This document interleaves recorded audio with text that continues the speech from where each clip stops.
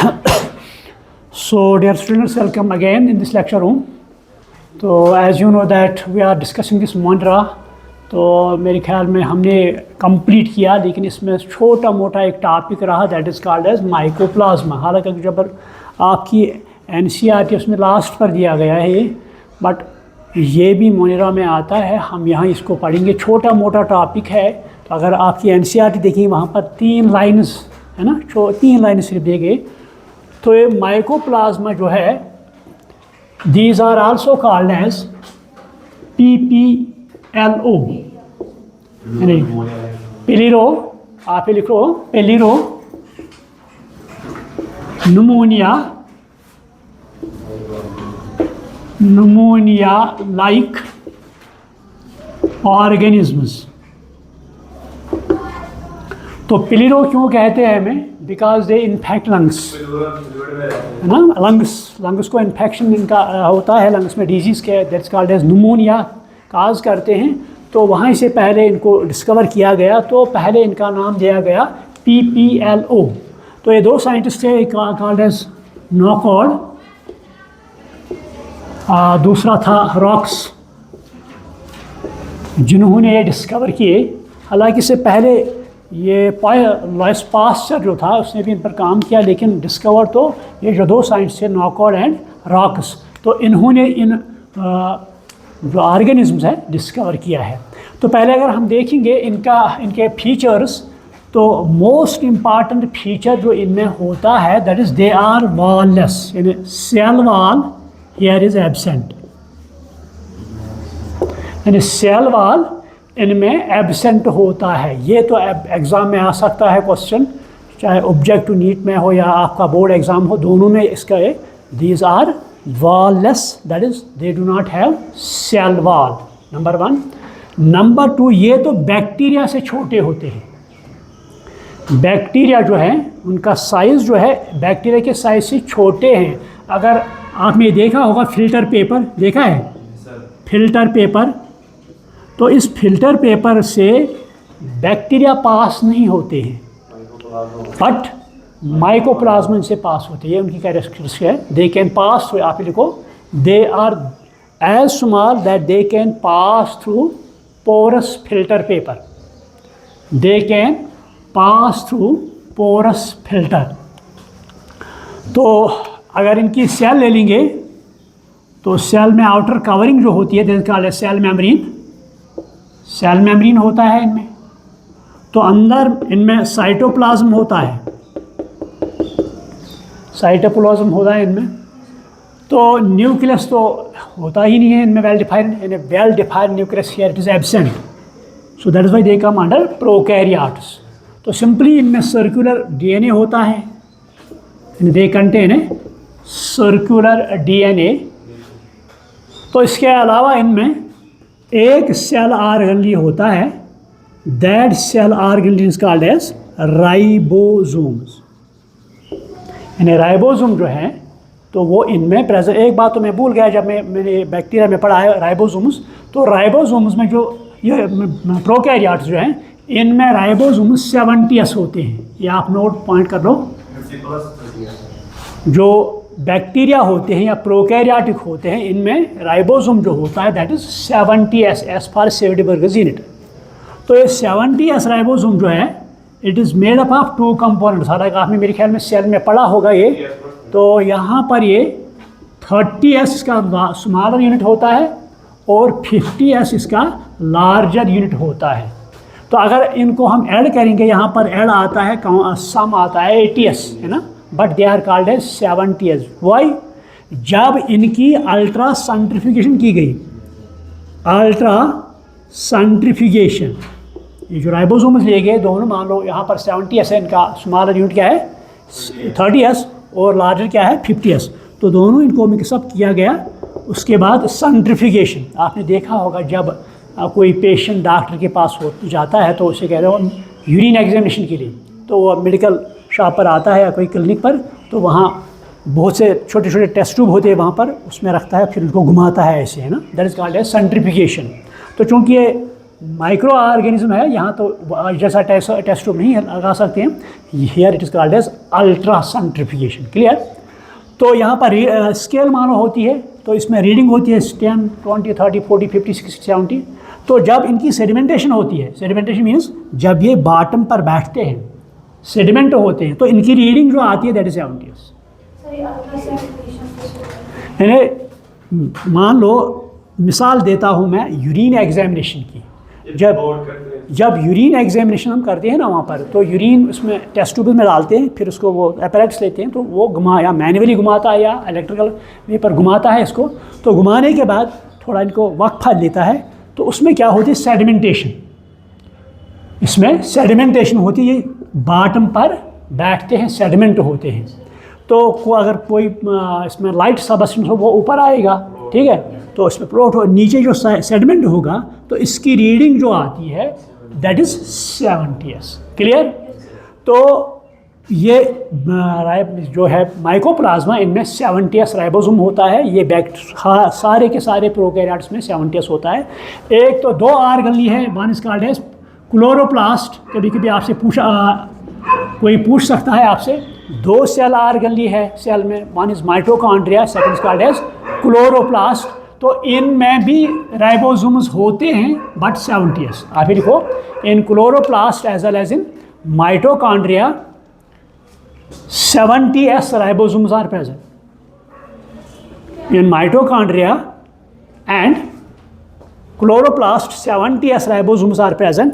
हालांकि एक ऑर्गनली जो है इनको हम सिमियाटोनॉमस कहते हैं, माइटोकॉन्ड्रिया और इनको कहते हैं सिमियाटोनॉमस। इनमें डीएनए भी होता है, इनमें आरएनए भी होता है, प्रोटीन्स होते हैं, और ये राइबोसोम्स भी होते हैं, ये डिवाइड होते हैं खुद।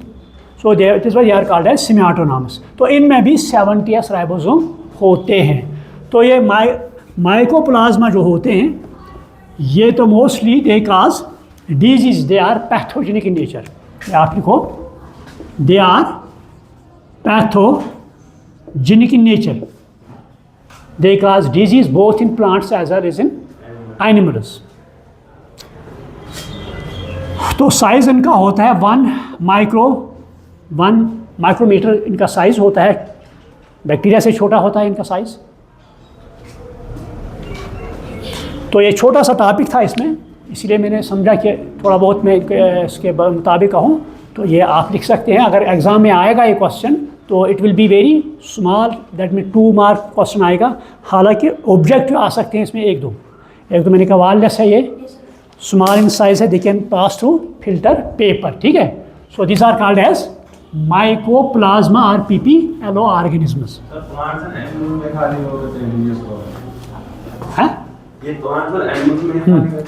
नहीं, ज़्यादातर इन्हीं में डिजीज़ काज करते हैं, ज़्यादातर इनमें डिजीज़ काज करते हैं। तो ये रहा सारा का सारा जिस मोनिरा किंगडम मोनिरा।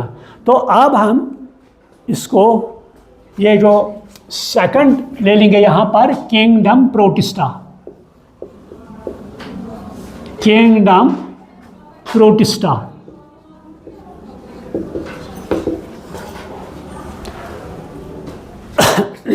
तो प्रोटिस्टा जो है ये मोनिरा के बाद आता है। तो पहले हम ले लेंगे यहाँ पर जनरल कैरेक्टर्स। कभी कभी आपके बोर्ड एग्जाम में आता है, write down general characters or features. Features or characters.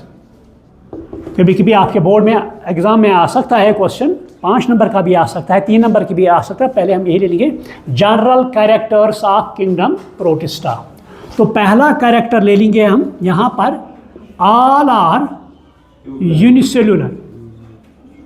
First आप लिखो, all are unicellular and eukaryotic. Eukaryotic, that is they have well defined nucleus, that is nuclear membrane in them is present. This is first character. They are unicellular as well as eukaryotic. Number 1. Number 2, the cell organelles, that is mitochondria, chloroplast, Golgi bodies, apparatus, they are present. Besides, they also contain cell organelles. They also contain cell organelles. जो बाकी cell organelles है, चाहे plastids है, mitochondria है, Golgi bodies है, वो उनमें present होते हैं. और एक कैरेक्टर मैंने कहा, इनमें न्यूक्लियस होता है, वेल डिफाइंड न्यूक्लियर मेम्ब्रेन होता है. लेकिन कुछ ऑर्गेनिज्म ऐसे भी होते हैं जिनमें एक से ज़्यादा न्यूक्लियस प्रेजेंट होते हैं. कुछ organism, there are some organism, आप लिखो, some organisms in protista they have more than one nucleus. More than one nucleus, यानी एक न्यूक्लियस से ज़्यादा. फॉर एग्जाम्पल, या मल्टी न्यूक्लियर कैंसर भी कह सकते हैं हम इसे. ब्रैकेट में आप लिखो मल्टी न्यूक्लिएट. एग्जाम्पल यहाँ लिखे हम एमोबा. तो जो एमोबा है इसमें स्मॉल न्यूक्लियस होता है और लार्ज न्यूक्लियस होता है. That is called macro nucleus as well as micro nucleus. तो हम यहाँ कहेंगे, एक कैरेक्टर लिखो, some organisms contain more than one nucleus. Bracket में आप लिख सकते हैं मल्टी न्यूक्लिएट कैंशन. तो एग्जाम्पल के तौर पर आप क्या लिखेंगे, amoeba. So this another character. तो उसके बाद हम इनका अगर हैबिटेट ले लेंगे, यहाँ पर कहाँ कहाँ ये पाए जाते हैं. हैबिटेट आप लिखो, habitat. They are found in all kinds of habitats. That is they are, some are aquatic,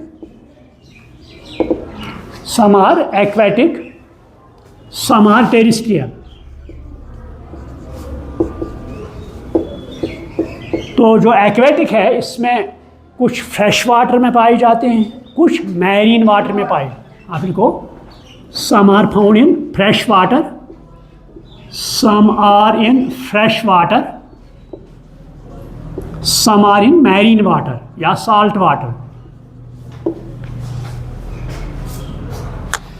तो उसके बाद हम लेते हैं ये जो सेल है, आप लोकोमोशन ले लेंगे इनका, लोकोमोशन. तो लोकोमोशन में देखते हैं हम कुछ मूवमेंट करते हैं from one place to another place, but कुछ मूवमेंट नहीं कर सकते हैं. तो लोकोमोशन में यहाँ पर some organelles are structures are there. One is called as flagella. Flagella, some has flagella, some contain cilia. कुछ में फ्लैजिला है, कुछ में सीलिया होते हैं, और कुछ ये जो इनका सेल मेम्ब्रेन होता है, सेल मेम्ब्रेन को इस्तेमाल करके वो लोकोमोशन करते हैं या एक जगह से दूसरी जगह तक जा सकते हैं. फॉर एग्जांपल हम यही एमोबा ले लेंगे, तो वो सेल मेम्ब्रेन उसका जो है, तो उस सेल मेम्ब्रेन को वो फॉल्स फूड बनाता है, नकली फूड बनाता है. That is called as pseudopodia.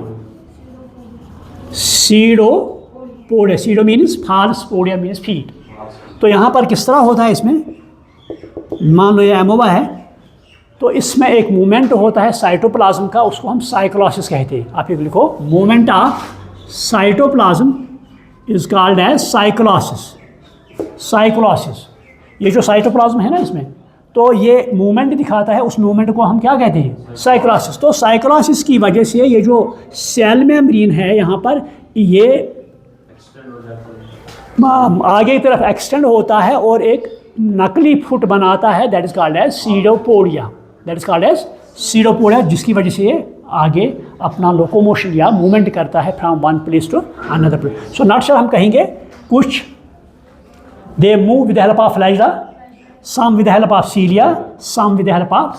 तो कुछ जो मूवमेंट नहीं दिखाते हैं बट दे आर स्टैग्नेंट, तो उनको एक जगह से दूसरी जगह लेने के लिए वेक्टर्स की ज़रूरत होती है, कैरियर्स की ज़रूरत होती है. So some are carried from one place to another place by vectors और carriers.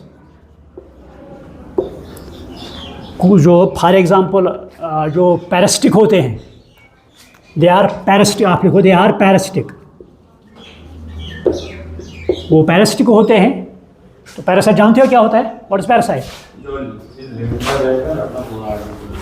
Parasite is that organism which obtains its whole nourishment from other living organism, that is called as host, that is called as host. ठीक है, तो ये parasite movement तो नहीं कर सकते हैं खुद, तो इनको मूवमेंट करने के लिए दूसरे ऑर्गेनिज्म आते हैं, तो इनको वो एक जगह से दूसरी जगह तक ले जाते हैं या एक ऑर्गेनिज्म से दूसरे ऑर्गेनिज्म तक लेते हैं। फॉर एग्जांपल हम यहाँ मलेरियल पैरासाइट ले लेंगे, यहाँ पर मलेरियल पैरासाइट जिसे हम कहते हैं प्लाज्मोडियम जो मलेरिया स्प्रेड करता है, फैलाता है। तो इसको, ये तो इंसान में उसका होस्ट इंसान है, हर एक दूसरा होस्ट इसका कौन है, temporary host, that is mosquito, female mosquito. तो फीमेल मॉस्किटो एक इंसान से दूसरी इंसान तक लेने में मदद कर, that is called as intermediate host also.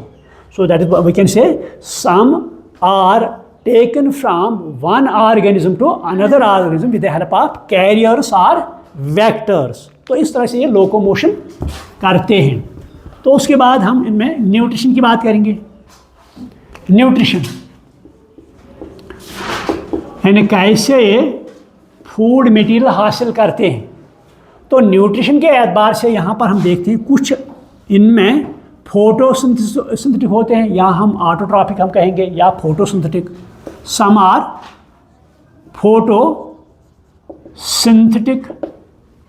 कुछ तो इनमें फोटोसिंथेटिक है, वो अपना फूड मटेरियल खुद तैयार करते हैं। फॉर एग्जांपल एल्गी इनमें आते हैं, यूनिसेलुलर एल्गी आते हैं इनमें। सम are heterotrophic,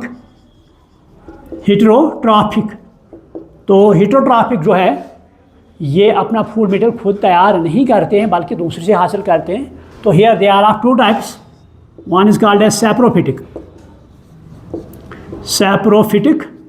other is called as holozoic. यहाँ पर ये क्या होता है, saprophytic, so they obtain their nourishment from dead organic matter. Slime mould, यहाँ पर एग्जांपल आप लिख सकते हैं, स्लाइम मोल्ड्स। ठीक, तो दूसरा होलोजोइक है, दे एनग्रफ्ट फूड मटेरियल। फॉर एग्जांपल हम एमोबा की बात करेंगे, सो उसमें फैगोसाइटोसिस होती है ना। एमोबा अगर हम ले लेंगे यहाँ पर एमोबा, तो इसमें फैगोसाइटोसिस होती है, फैगोसाइटोसिस। तो उसमें जो सेल है वो सेल मेम्ब्रेन जो होता है वही इसमें मदद करता है फूड मटेरियल अंदर लेने के लिए। तो इसमें एक तो आता है एंडोसाइटोसिस, एक तो आता है एक्सोसाइटोसिस, है ना। तो इसको हम फैगोसाइटोसिस कहते हैं। ये तो यहाँ पर होलोजोइक में आता है। सो we can say some are photosynthetic और ऑटोट्रॉपिक, इसमें एल्गी आते हैं, unicellular algae. Some are heterotrophic, तो इसमें कुछ सैप्रोफिटिक है, स्लाइम मोल्ड्स, तो कुछ होलोजोइक है। So this called as nutrition इनकी। तो सेल हम ले लीजिए, अगर सेल इनमें जो सेल होती है यूनिसेलुलर होते हैं, तो आउटर कवरिंग जो इनमें होती है that is called as cell wall, है ना। लेकिन सबों में सेल वॉल नहीं होती है, तो कुछ में सेल वॉल के बाद डायरेक्टली सेल मेम्ब्रेन होता है। कुछ तो ऐसे जिनमें सेल मेम्ब्रेन होता है। तो जो प्लांट लाइक कैरेक्टर्स या प्लांट लाइक ऑर्गेनिज्म जहाँ पर एल्गी आते हैं उनमें सेल वॉल होता है। जो एनिमल यहाँ पर आते हैं unicellular animals, for example amoeba ले लेंगे, पैरामेशियम ले लेंगे, तो उनको सेल वॉल नहीं होता है बल्कि सेल मेम्ब्रेन उनमें होता है। तो अगर हम रिप्रोडक्शन की बात करेंगे, क्योंकि मैं यहाँ कह रहा हूँ जनरल कैरेक्टर्स, अगर हम यहाँ ले लेंगे आप रिप्रोडक्शन, तो रिप्रोडक्शन जो इनमें होती है दो तरह की होती है। One is called as asexual reproduction, second is called as sexual reproduction। सो दोनों तरह के रिप्रोडक्शन इनमें होती है, एसेक्सुअल भी होती है तो और सेक्सुअल रिप्रोडक्शन भी होती है। तो अगर इकोनॉमिक इम्पॉर्टेंस की बात करेंगे तो कुछ फ़ायदेमंद इनमें है, कुछ डिजीज़ काज करते हैं, कुछ बाकी प्रॉब्लम्स करते हैं। तो ये जनरल कैरेक्टर्स होते हैं। तो कभी कभी आपके बोर्ड एग्जाम में आ सकता है question, write the general characters or features of kingdom Protista. अब तो यहाँ देखते हैं जो प्रोटिस्टा है, यहाँ पर इसको हम डिवाइड करते हैं या क्लासिफिकेशन करते हैं 3 टाइप्स में। यानी क्लासिफिकेशन आप इस तरह लिख सकते हैं, classification of protists, or types of protists. तो जो प्रोटिस्टस है या किंगडम प्रोटिस्टा जो है, इनको हम 3 डिवीजन या 3 ग्रुप्स में कैटेगराइज करते हैं। तो first is called as photosynthetic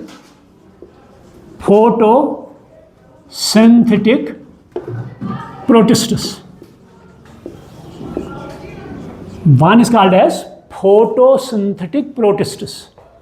Second group इसमें आता है, that is called as slime molds. Slime molds.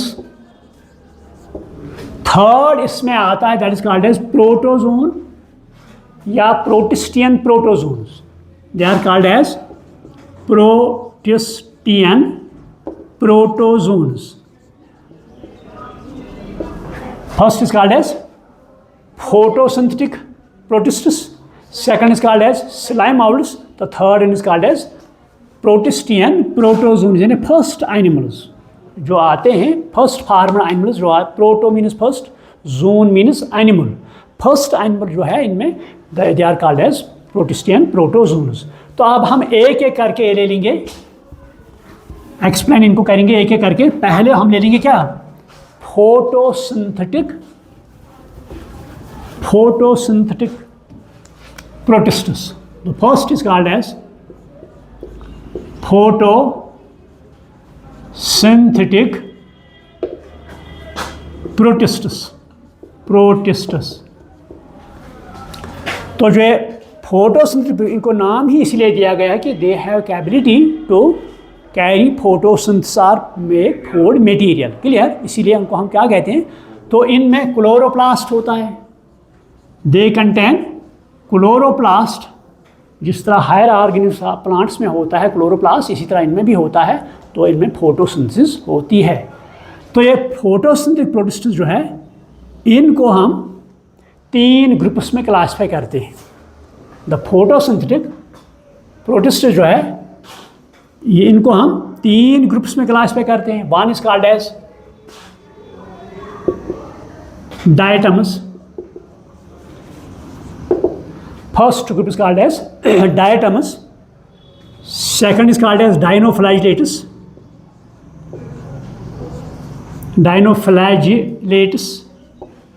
Third is called as iglinoids.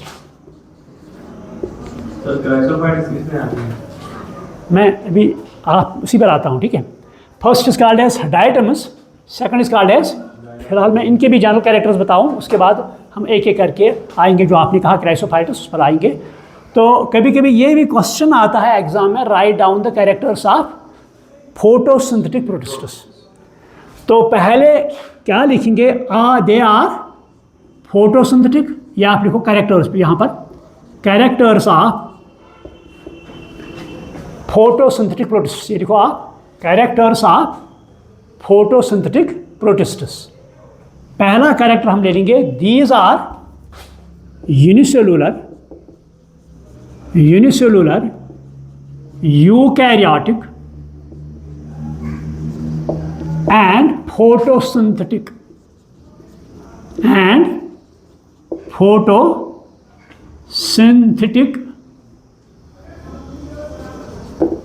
organisms। पहला कैरेक्टर ले लेंगे यहाँ, दे आर unicellular eukaryotic and photosynthetic organisms। तो अगर हैबिटेट की बात इनके करेंगे यहाँ पर, सो mostly they are aquatic. So they are here aquatic. तो एक्वेटिक में some are in fresh water, some are in fresh water, some are in marine. क्योंकि मैं आपको अलग अलग क्यों कहता हूँ, क्योंकि आप नोट भी बनाओगे साथ साथ, तो कल अगर जब आपका बोर्ड एग्ज़ाम आएगा तो उसमें आपको दिक्कत नहीं होगी, तो आप वहाँ डायरेक्टली लिखेंगे। इसीलिए मैं आपको अलग अलग यहाँ पर एक्सप्लेन करता हूँ। सो यहाँ पर ले लेंगे, फ्रेश वाटर में कुछ होते हैं तो कुछ मैरीन में होते हैं। तो उसके बाद हम देखेंगे यहाँ पर न्यूट्रिशन, तो मैंने बताया, इसलिए they are called as photosynthetic. तो यहाँ पर कुछ ऐसे हैं जिनमें फ्लैजिला प्रेजेंट होता है, इन सम हैव फ्लैजिला। तो कुछ में फ्लैजिला होता है, तो with the help of flagella they can move from one place to another place. तो ये फोटोसिंथेटिक प्रोसेस जो है इनको हम 3 डिवीजन या 3 ग्रुप्स में कैटेगराइज करते हैं, जो मैंने पहले कहा. One is called as diatoms, so it comes under a division that is called as Chrysophyta. आप ये लिखो द डायटम्स. इनमें और एक ग्रुप आता है डेस्माइड्स, या उनको हम गोल्डन एल्गी भी कहते हैं. डायटम्स एंड डेस्माइड्स, या ब्रैकेट में आप लिखेंगे golden algae, because of their appearance. उनके ब्यूटीफुल स्ट्रेशंस होते हैं सेल वॉल पर, तो that is why they are called as jewellery of the kingdom, this plant kingdom. तो they are called as golden algae. तो इनमें they comes under group, that group is called as Chrysophyta. आप ही लिखो they comes under a group that is called as chrysophyta. ठीक है, तो पहले हम यही एक्सप्लेन करेंगे अच्छी तरह. ठीक है, क्राइसोफाइटा आप ले लीजिए यहाँ पर. क्राइसोफाइट्स या क्राइसोफाइटा. तो क्राइसोफाइटा मैंने कहा यहाँ पर जो ऑर्गेनिज्म आते हैं, 2 तरह के ऑर्गेनिज्म आते हैं. One is called as diatoms, second is called as desmids, या हमें गोल्डन एल्गी भी कहते हैं. तो ये डायटम्स जो है, अगर हम इनका स्ट्रक्चर देखेंगे तो इनका स्ट्रक्चर जो होता है, ये सेल वॉल जो है, सेल वॉल के 2 पार्ट्स होते हैं यहाँ पर. सेल वॉल जो है इसके 2 पार्ट्स होते हैं. तो एक तो आउटर पार्ट होता है, एक इनर पार्ट होता है. तो आपने सोप केस देखा होगा, या 2 पेट्री डिश अगर हम लाएंगे, उनको हम एक ऊपर रखेंगे, एक नीचे रखेंगे. ठीक है, तो यहाँ पर रखेंगे आप सोप केस, है ना. सोप केस में भी 2 पार्ट्स होते हैं. एक तो आउटर पार्ट होता है, या हम सोप केस में वो ऊपर का पार्ट होता है, उसको हम इपिथिका कहते हैं यहाँ पर. So the outer part of this diatoms that is called as epitheca. The outer part of cell wall it is called as epitheca, and inner part is called as hypotheca. आप लिखो the outer part is called as epitheca and the inner part is called as, so it is just like a soap case. It is just like a soap case or two petri dishes. 2 petri dishes. अगर हम soap case ले लेंगे तो soap case को यहाँ पर अच्छी example है, यहाँ पेट्री डिश ले लेंगे 2, है ना, एक नीचे रखेंगे और एक ऊपर रखेंगे. तो that is why this are called as diatoms. तो ये डायटम्स जो होते हैं ये mostly they are found in oceans. They are found in oceans, ये समंदर में होते हैं. तो ये जब इनकी डेथ होती है ना, मान लो यहाँ पर ये ओशन है, जब इनकी डेथ होगी तो कहाँ पर जाएंगे, ओशन के बॉटम पर चले जाएंगे. तो जो दूसरा मतलब अब पॉपुलेशन आएगी, उनकी भी डेथ होगी, सेडिमेंट होंगे इसके ऊपर. तो ये कंटिन्यूस प्रोसेस चलती रहेगी, है ना, कंटिन्यूसली प्रोसेस. तो ये डिकम्पोज होंगे हैं यहाँ पर. तो ये यहाँ पर सॉइल बनाते हैं, तो उस सॉइल को हम डायटोमेशियस सॉइल भी कहते हैं. It is called as डायटोमेशियस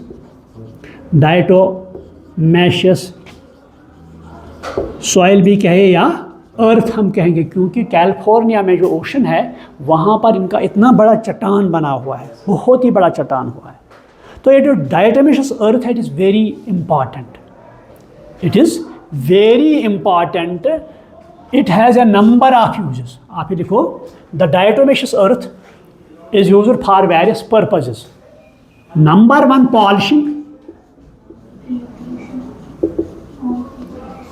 polishing इसमें इस्तेमाल होती है.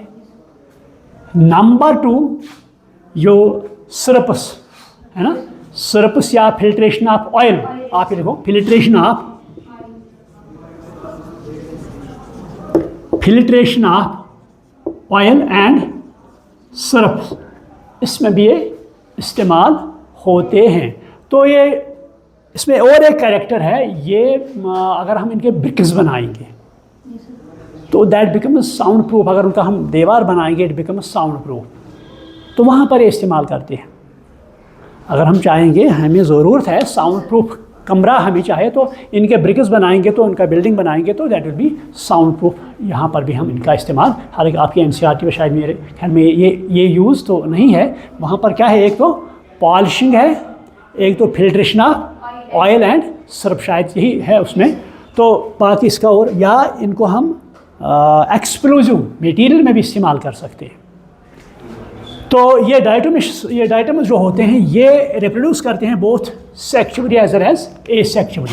यानी अगर हम इनकी रिप्रोडक्शन ले लेंगे, रिप्रोडक्शन, तो पहले मैं एक पॉइंट बताऊं, जो डायटम्स है अब तक देयर आर अबाउट 5500 स्पीशीज़, यानी 5500 स्पीशीज़ हैं इनके। किनके? जो डायटम्स है इनके 5500 स्पीशीज़ अब तक, या उससे ज़्यादा भी होंगे, क्योंकि रिसर्च दिन ब दिन बढ़ता जा रहा है।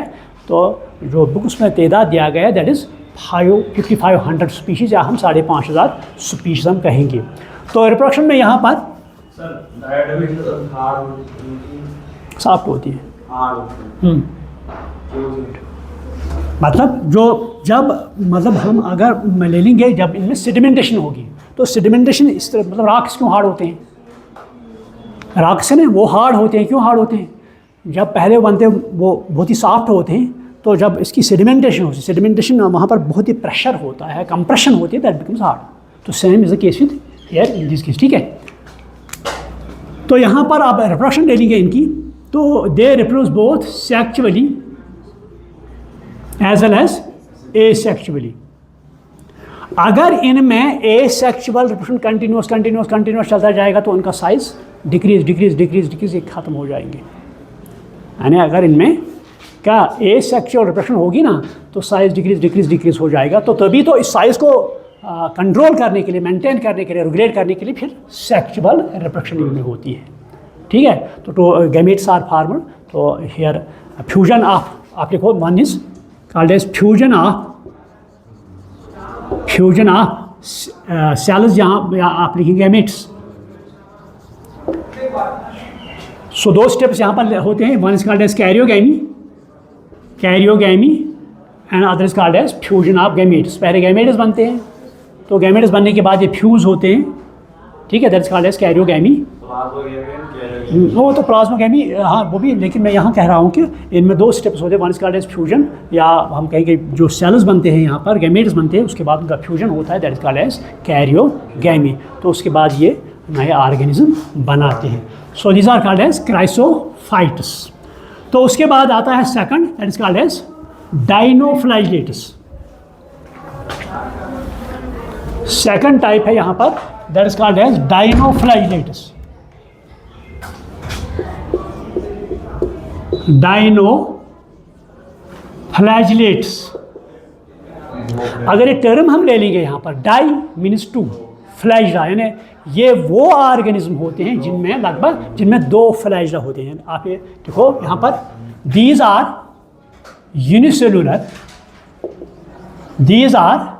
यूनिसेलुलर कामा यूकैरियोटिक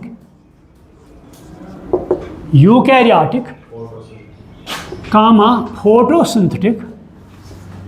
और एक पॉइंट में भूल गया, वहाँ पर जो डायटम्स है, they are the main photosynthetic organism in oceans, है ना। ओशंस में सारे सबसे ज़्यादा जो फूड मटेरियल प्रोड्यूस होता है, that is because of this diatoms, है ना। कभी कभी ऑब्जेक्टिव आ सकता है, वो आप उसमें नोट कीजिए पॉइंट।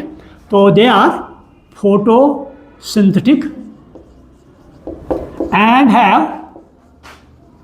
हैव टू फ्लैजिला में दो फ्लैजिला होते हैं। तो फर्स्ट मैंने कहा they are unicellular, second they are eukaryotic, third they are photosynthetic, then they have two flagella. तो जो फ्लैजिला उनमें होते हैं, इन्हें अगर यहाँ पर हम एक ऑर्गेनिज्म बनाएंगे यहाँ पर, तो इनमें जो फ्लैजिला होता है ये दो तरह के होते हैं।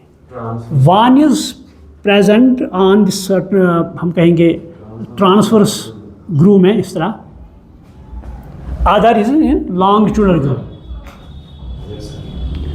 दो फ्लैजा होते हैं, एक तो ट्रांसवर्स इनकी लोकेशन जो होती है ट्रांसवर्स ग्रूव में होती है सेकंड में, तो सेकंड इसमें जो होता है दैट इज़ लॉन्गिट्यूडनल पैटर्न में इनमें होता है। तो ये डायटम्स जो होते हैं तो इनमें कुछ स्पीशीज़ है, या ये भी they are mostly found in marine water or in oceans, they are found in oceans. तो उनमें कुछ स्पीशीज़ ऐसे भी हैं, फॉर एग्जांपल एक स्पीशीज़ है गोनेवलेक्स।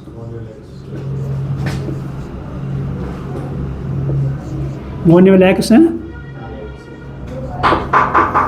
ये स्पीशीज़ इनमें है।